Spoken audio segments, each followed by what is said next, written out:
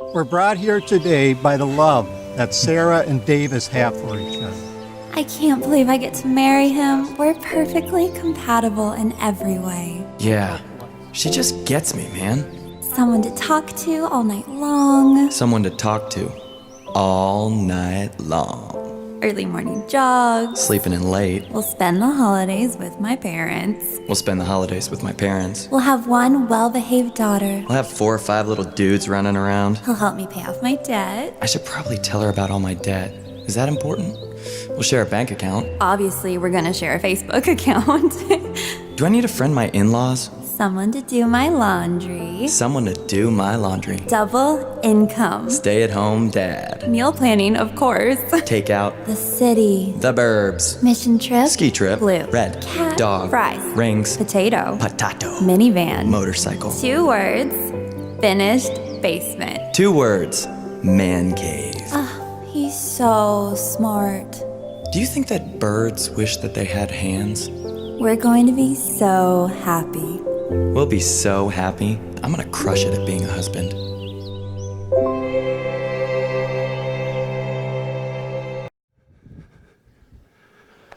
Well, we're going to begin a brand new series this morning that we're calling What Happy Couples Know. And I know all of the ladies are like, yes, we get to talk about relationships.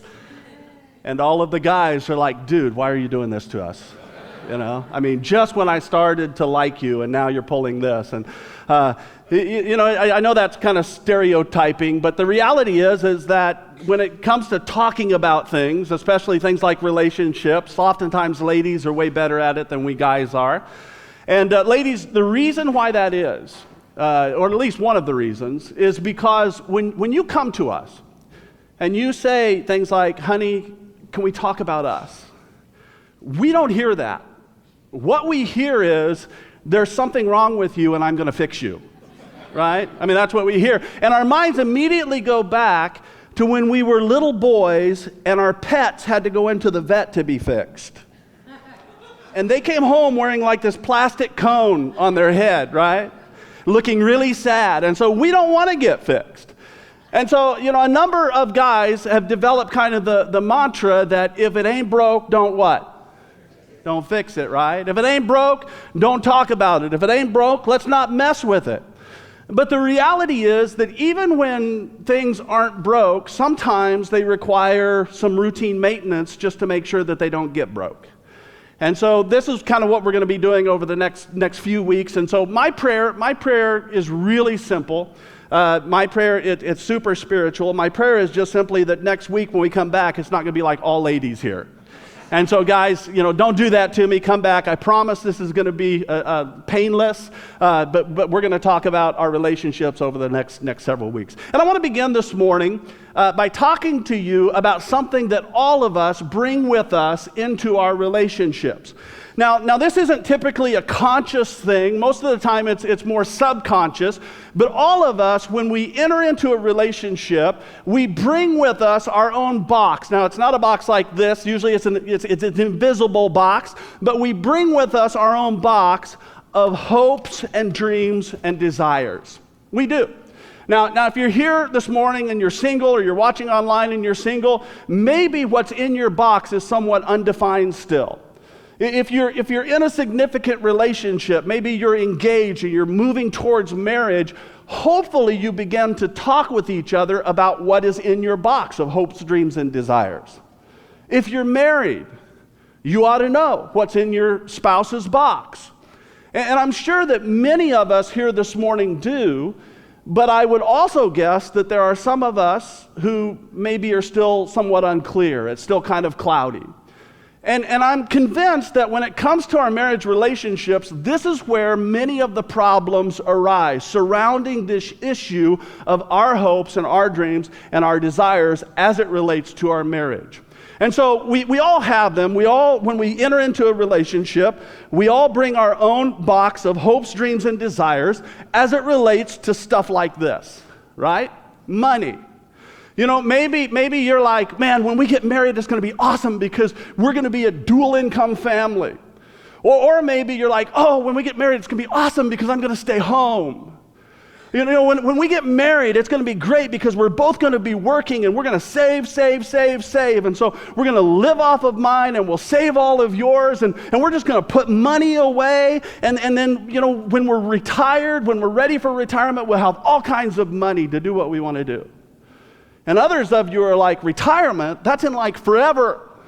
And so we want to live. Life is about living and adventure, and we want to go places and do things and enjoy life. And so we'll worry about retirement later. We all have our own ideas that we bring with us when it comes to things like money. But not only that, we also have hopes and dreams and desires when it comes to this. Our calendars, our time. How are we going to spend our time? You know, it's going to be so awesome. When we get married, we're going to spend every waking moment together. Or, oh man, when we get married, I mean, I've got friends, you got friends, I'm still going to do Thursday night with the dudes, you know? But we have our own ideas as to how we'll take care of our calendar. We have hopes and dreams and desires when it comes to what we'll drive. When Laura and I first got married, before we got married, actually, I had always driven cool little sports cars because, well, I was cool, you know. And so, or at least I thought I was, and driving a sports car made me feel cool. And so I always had these little sports cars. And in fact, when we were dating, I had this little red two-seater convertible. This is a blue one. I don't know what kind it is. It's a Tyco, which I'm sure are awesome little cars. But I had this little red two-seater convertible. And in my mind, I thought, I'm always going to drive sports cars. I mean, that's what I've always driven. I'm going to drive sports cars. Well, we all know how that worked out, right? I mean, when we started having children, I quickly discovered that car seats don't work very well in little two-seater sports cars. And so, but we all come into the relationship with these ideas on things like, what will we drive? We have ideas on where are we going to live. You know, maybe it's, man, when we get married, we're going to live in an apartment because I want to spend time together. I don't want to waste my time doing yard work or maintenance or any of those things. Or no, as soon as we get married, we're going to buy a house because I want something to call my own. I want something that we can invest in and build equity in. And so we have ideas when it comes to where we're going to live. Oh, this is a big one. We have ideas as to how we'll spend our holidays, right? When Laura and I got married, I tried to make a deal with her. I said, honey, you know, when it comes to the holidays, all I need is 3 with my family, and you can have the rest. I mean, all I need is 3, and that sounds really good. I said, if you just give me Thanksgiving, Christmas, and Easter, then you can have everything else. You know, President's Day, Groundhog's Day, Cinco de Mayo, they're all yours. And obviously, that didn't work out the way that I thought it was, but we come in with these ideas, our own hopes, dreams, and desires as it pertains to things like that. We have hopes and dreams and desires when it comes to children, right? This looks just like me. But maybe you come into the marriage and you're thinking, I don't want children, man. I mean, just you and me, baby. The 2 of us is all we need. We're going to live on love, and 2 is a perfect size for a family for me. Or maybe it's, you know, no, I want children, but I was an only child, and I don't want my kids to grow up alone, and so I want 2. 2 is the perfect number. If I could just have a girl and a boy, or 2 girls and a boy, or we'll just keep trying till we have a boy, you know, however long it takes. But we have these ideas that we bring with us. We have hopes and dreams and desires, believe it or not, when it comes to chores. Now, I know that probably most of you don't sit around daydreaming about this, you know, about, man, it's going to be so awesome when he's cleaning the bathrooms and I'm doing laundry or whatever. But we still have these ideas of how the work's going to get done. You know, in my family, my mom did this. She was responsible for that. My dad was responsible for this. The kids were expected to do whatever.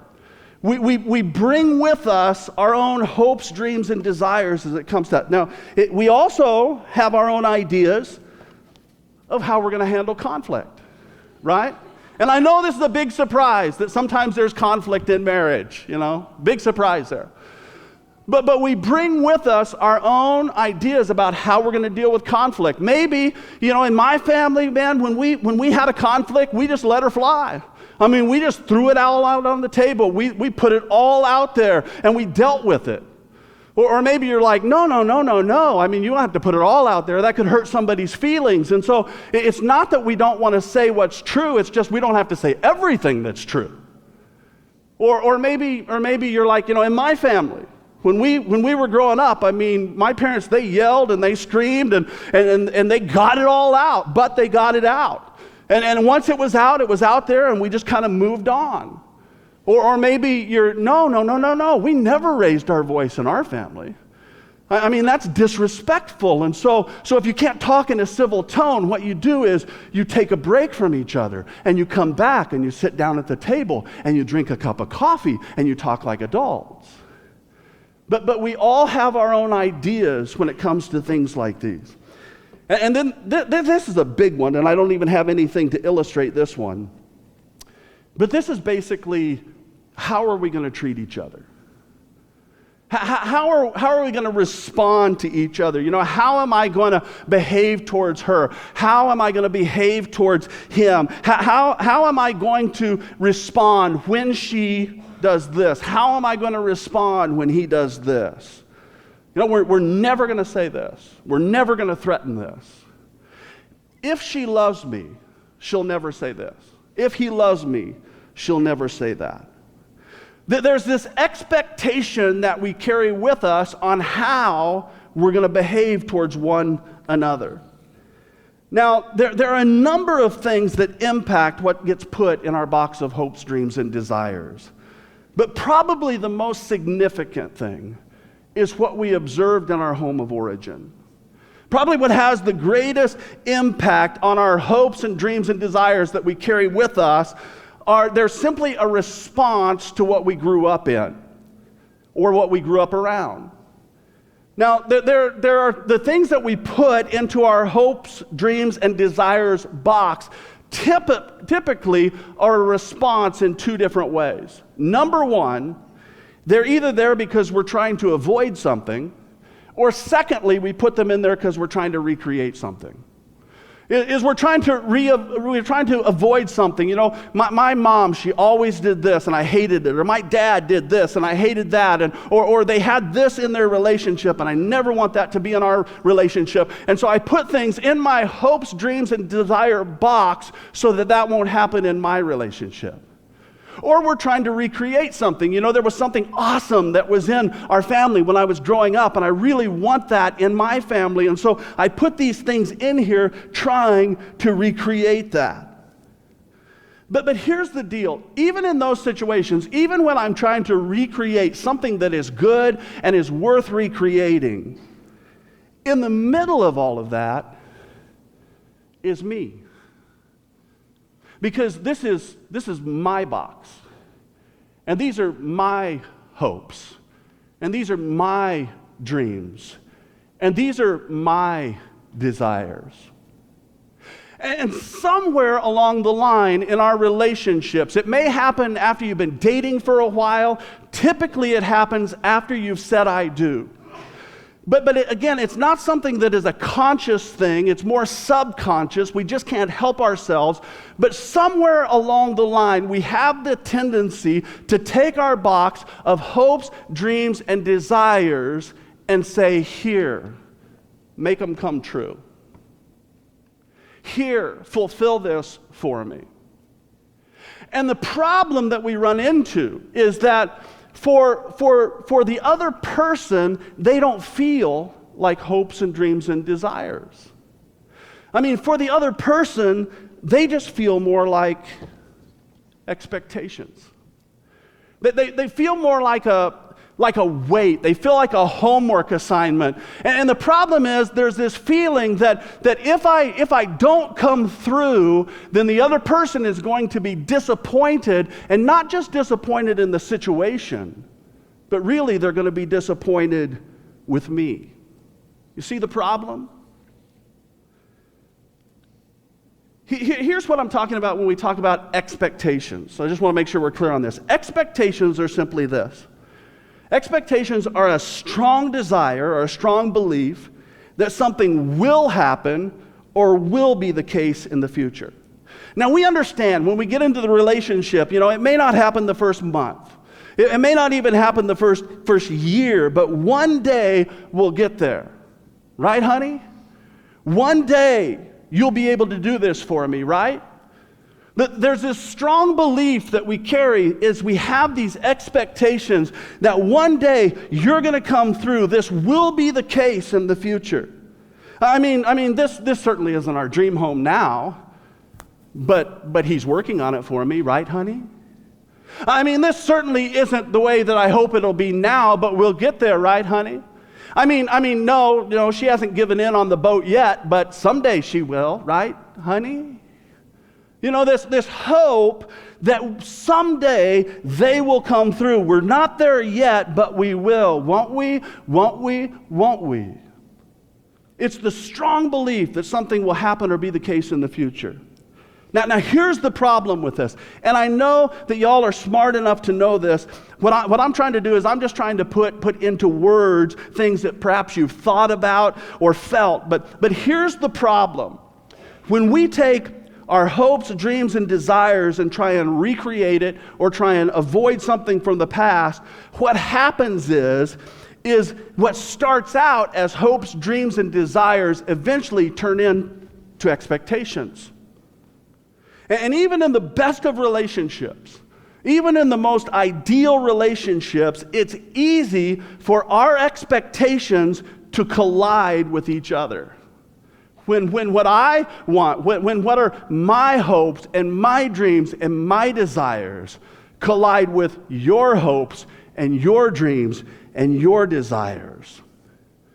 When what started out as something that maybe was kind of intangible, maybe just kind of hopeful and dreamy, when it collides with her hopes and dreams, this is what we call the collision of the eyes. Now, when this happens, when eyes collide, we tend to react in one of 5 ways. And this morning we're going to talk about the first 4. Next week we'll talk in depth about the 5th one. But when our eyes collide, we tend to react in one of 5 ways. The most extreme, the first one is the most extreme, and that is we just leave, you know? We just throw our hands up in the air and say, you know what? This isn't what I signed up for. I married you under this idea, and all of a sudden we got married. I said I do, and you've changed the rules. And now you expect this, and I didn't know you expected that. Had I known it before, I wouldn't have signed up for this. And so I can't live up to what you expect from me, and so I'm done, and I just leave. And here's what the sad thing is that you may leave, but guess what happens?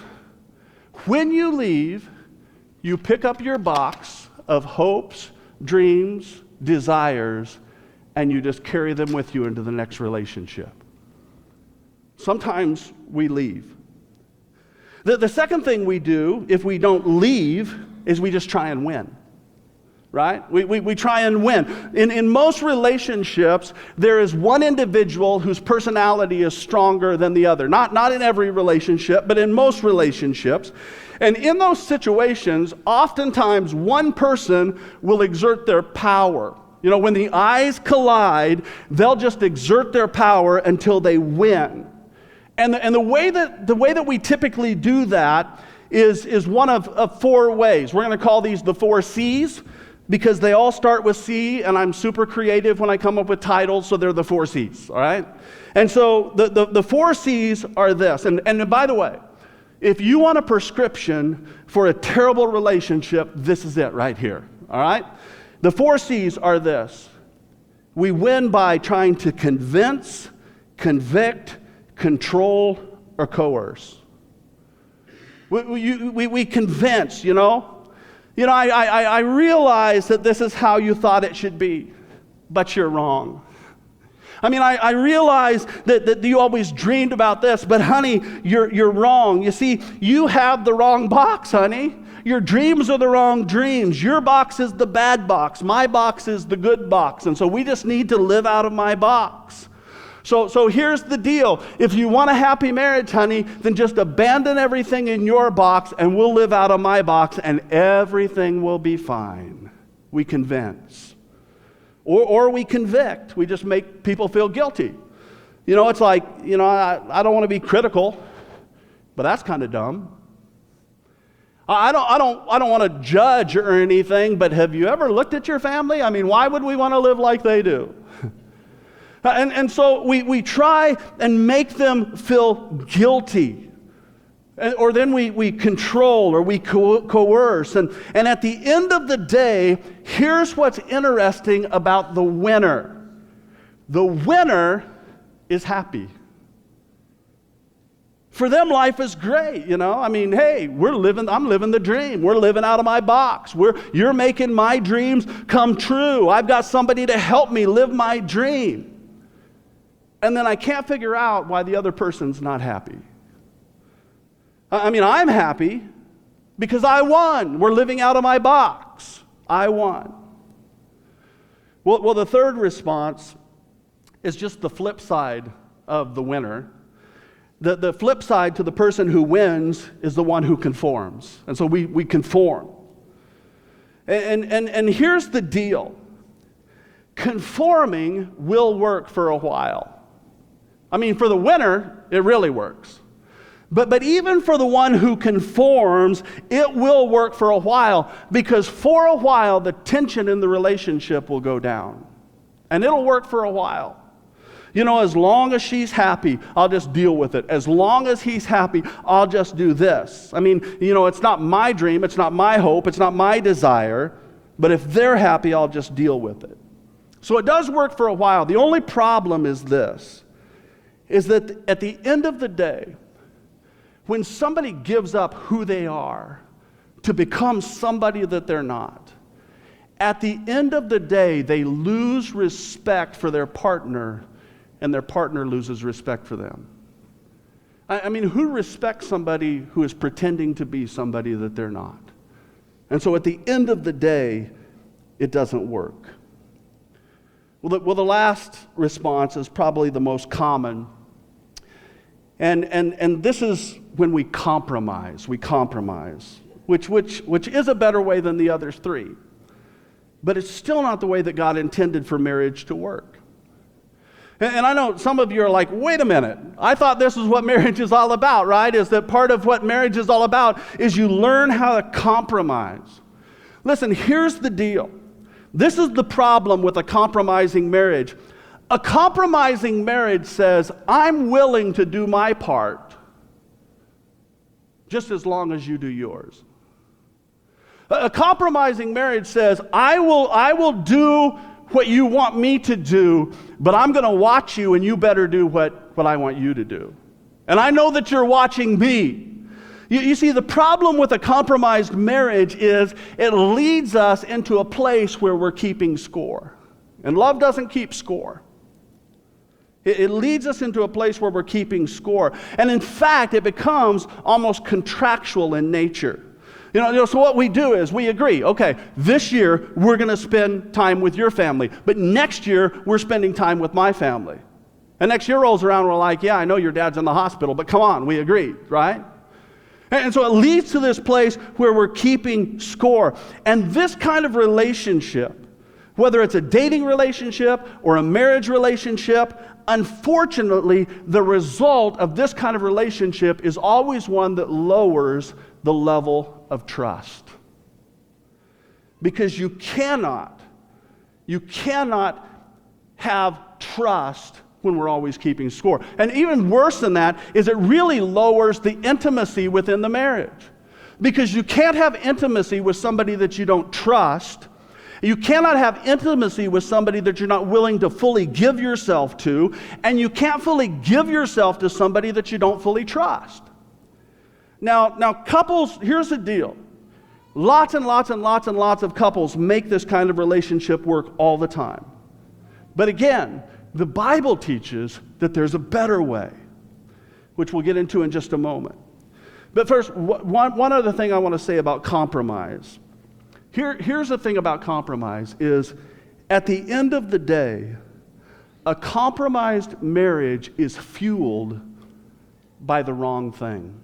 That's really at the heart of it all, is at the end of the day, a compromised marriage is ruled by the wrong thing or fueled by the wrong thing. Here's what a compromised marriage is typically fueled by.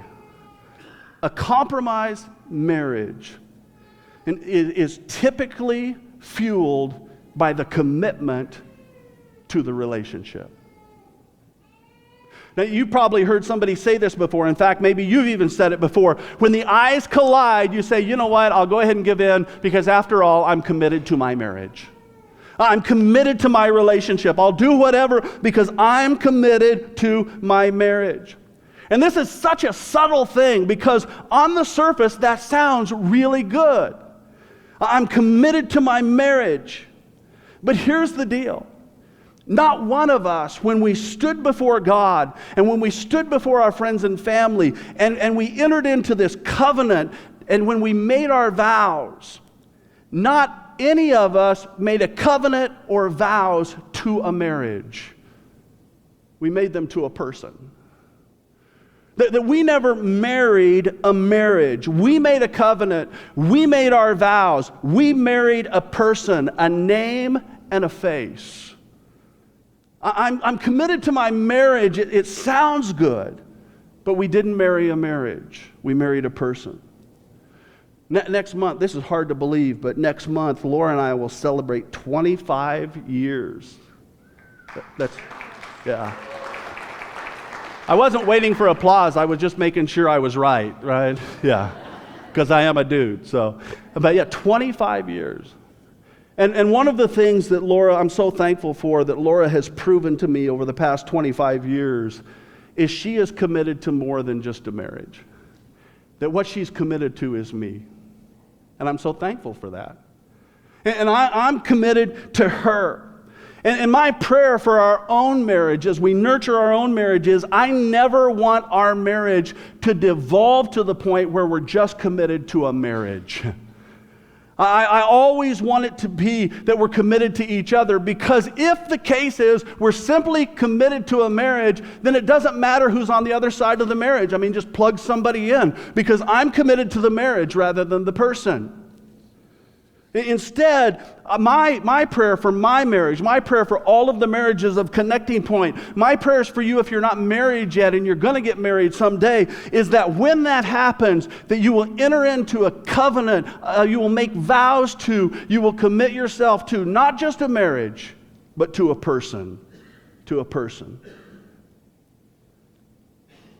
Because here's the deal, this is why this is so important.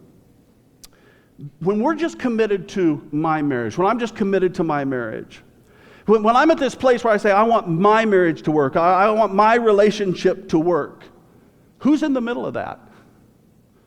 Me, right? Me.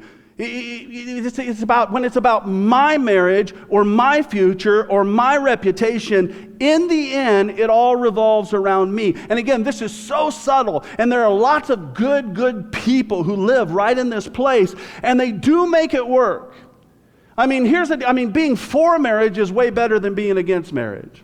Desiring to have a good marriage is way better than not desiring to have a good marriage. But what we need to understand is that we have been given a better way. And when the eyes collide, we have better options than just to leave or to try and win or conform. We have better options than even just compromising. We have a better option. And this is what happy couples know. What happy couples know, the better option is, we're going to talk about next week. I know, and so you have to come back next week because it's going to be really powerful and you're not going to want to miss it. But here's what I want to do to wrap up this morning, is I want to talk for just a couple more minutes about expectations. Here's the deal. In any relationship where expectations exist, the kind that we're talking about here, and where they create a debt-debtor relationship, that in other words, whenever we have these kind of expectations, that I'll do this if you do that, what happens is we create this debt-debtor relationship. Whenever I put my hopes and my dreams and my desires upon you, I create this environment where I expect you to fulfill them. In that moment, we are living under the assumption that you owe me. I've committed my life to you. You've committed my life towards me. And we're moving towards, maybe we're moving towards committing our lives to each other. And so these are my hopes, these are my dreams, these are my desires. And so I'm handing them to you, and now you owe me because you entered into this relationship. You are in debt to me. You owe me to make all of this stuff come true. You owe it to me to resolve the conflict. You owe it to me to do the chores the way I want it to be. You owe it to me to this is the way that we're going to save. You owe it to me. This is how we're going to deal with our kids. You owe it to me to travel where I want to travel to me. You owe me and I owe you. See, expectations create this environment of that's just what you're supposed to do. When you're married, you're supposed to fulfill my dreams, my hopes, and my desires. I mean, this is what a man does. This is what a woman does. This is what my dad did. This is what my mom did. This is what you're supposed to do. Now, here's the problem with this. I want to ask you a question, and I know you already know the answer to this, but here's the question. How much gratitude, now this is a huge part of the equation, how much gratitude do you express to people who give you or pay you what they owe you? How much gratitude do you give or you express to people who simply do what they're supposed to do?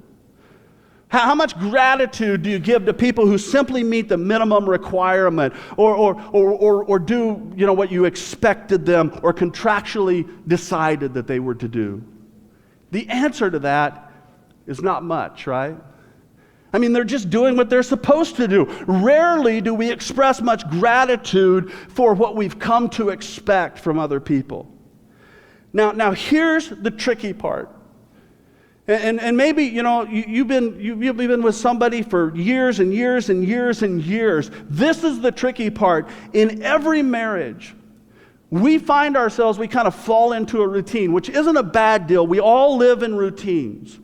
We all develop roles. You do this and I do that. But the problem is when we begin to expect from somebody something that they've always done, our gratitude is going to be minimal. I mean, why would I be appreciative for what you always do? I mean, that's what you're supposed to do, right? Which tends to turn into, I'm not going to thank you when you do it. I'm just going to point it out when you don't. Because you owe it to me. I'm not going to thank you when you do it. I'm just going to notice when you don't. You see, when we get to the place where we expect it, we quit expressing gratitude for it. And when we talk about gratitude, here's what gratitude is. And this is something that we all can start today. This is just a simple definition of gratitude. Gratitude is simply, wow, I didn't expect that. That's gratitude. Wow, I didn't expect that. What do you mean you didn't expect it? I make your coffee every morning. I know, every morning I get up and you've already made my coffee and you put the creamer in it and you put the sugar in it and it's hot and it's ready for me. And every morning I'm surprised by that. I didn't expect for you to do that for me. Wow, thank you so much. Every time you do that, I'm as thankful for you doing it now as you did the first time. Gratitude says, I didn't expect that, and I'm so appreciative for it. I'm telling you, if you want to fuel a healthy relationship, this is the way, because what gratitude says is I'm not going to dump all of this stuff on you. Gratitude says I'm not going to dump all of these expectations on you. In other words, here's another thing about expectations. This is one of the reasons why creating expectations is so insidious. A debt-debtor relationship alleviates the possibility of unconditional love. It eliminates the possibility of unconditional love. Owe me eliminates love me. If I owe Laura flowers, if it's Valentine's Day and I owe her the flowers, it's like, okay, it's Valentine's Day, where are the flowers? Here are the flowers. Okay, you did what you're supposed to do. We're at zero. Because I fulfilled the expectations. When it's birthday time, where's my birthday present? Okay, here's a present. I also got you a card. You did what you're supposed to do. That's my expectation. We're at zero again. And so expectations eliminate the possibility of us ever climbing above zero, because you just did what I expected you to do, and if you don't do it, then you're below zero. This is why this box full of expectations undermines intimacy, because it creates pressure every day of the week. You know, if I meet your expectations, we're back to zero, but I can't ever do enough to make you feel like you love me.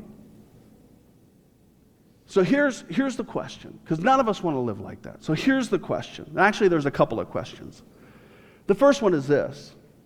So what do we do with this stuff? What do we do with our hopes and dreams and desires? Do we just pretend like, no, I really don't care how many kids we have. I never, I don't care what we do as far as chores, or, I'll do them all, whatever, I don't really care how we save our money or spend our money. I don't really care, No, because for all of us, we spent years and years and years filling up these boxes, and the truth is that many of the things in these boxes are wonderful things. So what do we do with this? Here's the short answer. We simply keep them in our own box. We just keep them in our own box. Which leads to the next question. How do we do that? How do I keep my hopes, my dreams, my desires in my own box? How do I keep my stuff here rather than putting it there? And the answer to that question is the same answer to another very important question. And this is a question that I'm just going to tell you up front. It's probably going to bother you. It'll probably bother you because, number one, you already know the answer. But this is something that all happy couples know. The best way to keep my hopes, my dreams, my desires in my own box is to ask the question, what do they owe me? And what all happy couples know, the answer to that question is nothing. They don't owe me anything. You see, in fact, happy couples know that they owe each other everything. They owe the other person everything, but are not owed anything in return.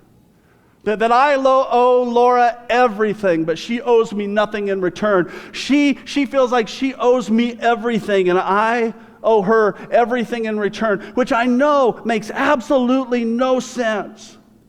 But happy couples understand this, that they owe each other everything, but they're not owed anything in return. It doesn't make any sense. But think about the happiest couples that you know. There's just something about them that doesn't make sense, right? I mean, it doesn't matter. They could be going through the toughest of times, and they're happy. It doesn't make any sense. I mean, they could have lots of kids, and some of them have no kids, and it doesn't matter how many kids, they're happy, and it doesn't make any sense. There's just something about extraordinarily happy couples. This is the mystery about them. I'm telling you, this is the mystery, that they live every day under the assumption that they owe the other person everything, but they expect nothing in return. Well, guess what? This is the way that Jesus taught us we're supposed to live every day of our lives. He taught us this, and I know some of you are wondering, like, is he ever going to get into the Bible here? So for you, here's your Bible, okay? At the end of Jesus' ministry, we're going to wrap things up here, but at the end of Jesus' ministry, he gathered all of his friends together. And he said, you know what, guys, when we started this whole thing off, there were like 630-some Jewish commands. And then I came onto the scene and I reduced them down to 2. And I'm getting ready to leave here before long, and I want to make it simple for you, and so you only have to remember one thing. We're going to reduce the 2 down to 1. You ready? Here it is. John, I want you to write this down. Jesus said, here's what you need to remember. As I've loved you, you must love one another. If you want to boil it down to one thing, as I loved you, you guys love each other the same way. Live your relationships in the same way. As I've loved you, you guys love each other. I mean, you remember how it was in the old days. In the old days, it was do unto others as you'd have them do unto you. I'm telling you, this is a better way. As I've loved you, you just love each other the same way. Then the Apostle Paul comes along. And he takes this overarching single command of Jesus, and he begins to apply it into our relationships. One of them being marriage. And we're going to look in depth more about that next week, about what the Apostle Paul says. But I want to leave you with just one statement the Apostle Paul made to just kind of help us live out what Jesus left his followers with. And here's what he wrote. He said, walk in the way of love, just as Christ loved us and gave himself up for us. You want to know what it's like to walk in the way of love? This is what we're talking about, right? In these relationships, love relationships. If you want to know what it's like to walk in the way of love, just like Jesus did, here's what it is.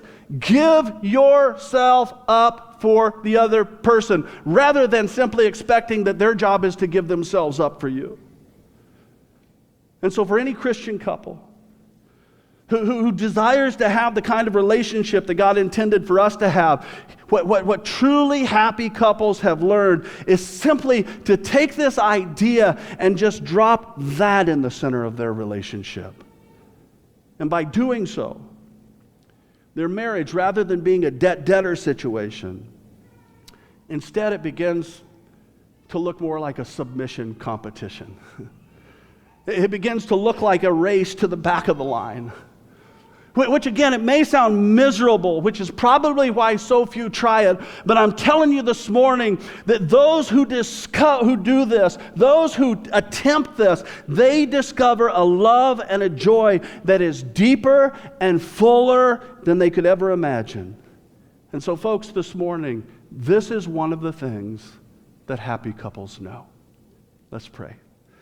Father, this morning we thank you. Because even when we think about marriage, we understand that the whole thing was your idea. That it was to be a reflection of the kind of relationship that you want to have with us. And so, Lord, I just pray this morning over all of us, over every married couple who calls Connecting Point home. I pray for every individual, every single who still is looking for that special someone. I pray over us today, Father, that the relationships that we have would be honoring to you, that we would live our lives, that we would love each other the way that you loved us. We need to live that way in every relationship. But Father, help us. We recognize the fact that marriage is something that we have to work at. We have to maintain it. We have to be mindful of it. We have to steward it. And so would you help us this morning? Father, would you help every relationship that is struggling this morning? We believe that you are a healer. We believe that there is no relationship that is so far gone that you can't bring healing to it. And so this morning we pray healing over all of our relationships that are struggling.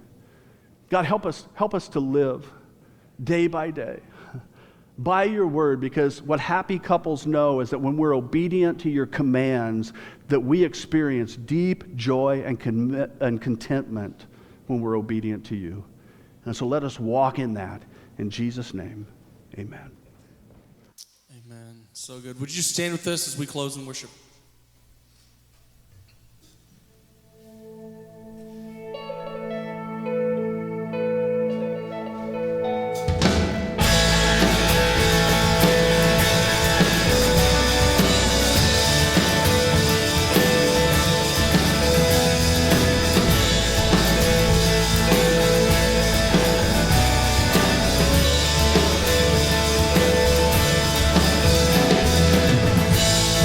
Walls between us. By the cross you came and broke them down. You broke them down. There were chains around us. By your grace we are no longer bound. No longer bound. You called me out of the grave. You called me into the light. You called my name and then my heart came alive. Your love is greater. Your love is stronger. Your love awakens, awakens, awakens me. Your love is greater. Your love is stronger. Your love awakens. awakens, awakens me.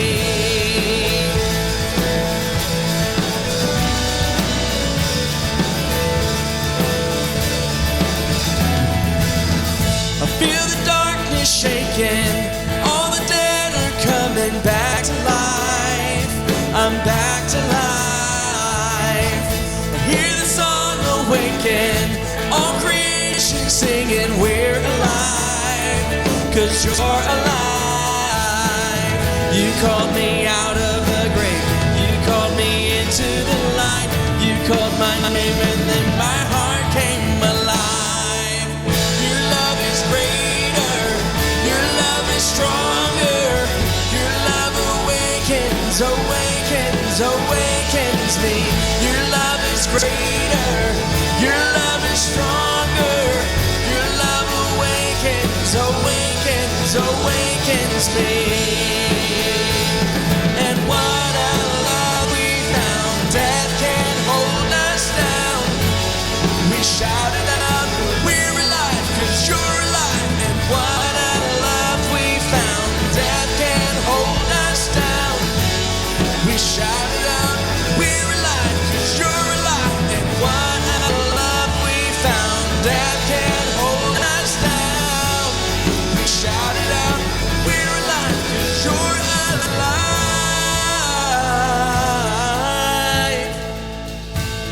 Your love is greater, your love is stronger, your love awakens, awakens, awakens me. Your love is greater, your love is stronger, your love awakens, awakens, awakens me. Your love is greater, your love is stronger, your love awakens, awakens, awakens me. Your love is greater, your love is stronger, your love awakens, awakens, awakens me. Your love awakens me.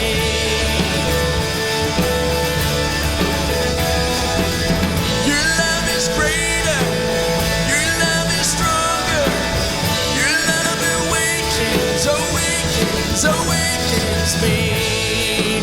Amen. Be blessed as you go today. Have a great week. We'll see you next Sunday.